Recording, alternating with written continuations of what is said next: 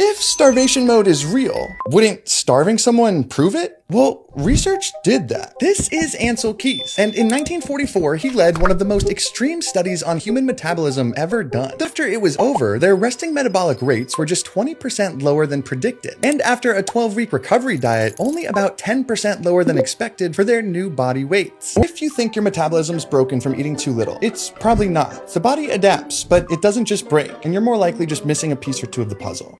Okay, so starvation mode, it's kind of real, kind of misunderstood, especially if you're a woman with metabolic issues, because the study this guy's talking about was done on young, fit men in the 1940s, and guess what?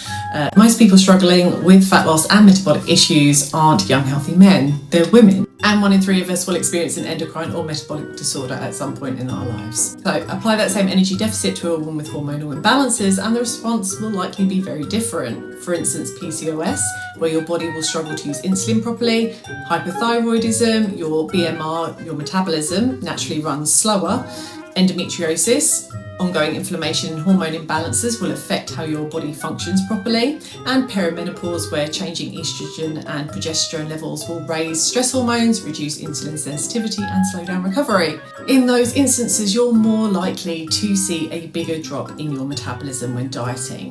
You're going to get disrupted hormone signals, including thyroid and reproductive hormones, possible cortisol level increase, which makes it harder to lose fat, and potentially more muscle loss, especially without proper training and nutrition support.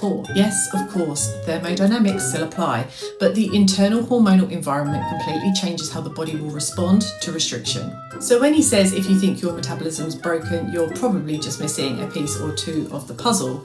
Maybe those missing pieces are that you're a woman with an endocrine or metabolic disorder, and you probably need a very different approach to get results. This is why the right education matters. I mean, I really like this guy's content, to be fair, but like with anything you hear online, it's important to dig deeper, question the context, and remember that not one size fits all, especially when it comes to women's health, hormones, and metabolism.